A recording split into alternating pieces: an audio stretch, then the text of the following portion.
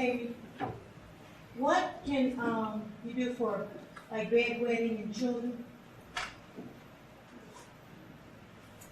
That is a grass. They call it dog grass. And there's another one that's a sensitiva. You can get the sensitiva from me when I go to Honduras. It's a little plant that when you touch it, it goes to sleep. When you touch it, it goes to sleep.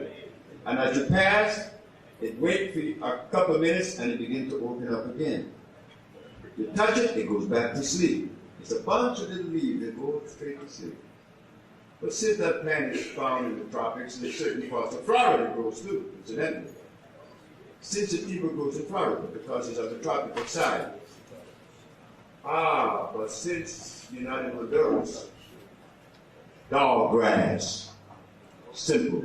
You give your child dog grass, and they will start immediately. Is that in tea form? In tea form, ma'am. Thank you. Thank you.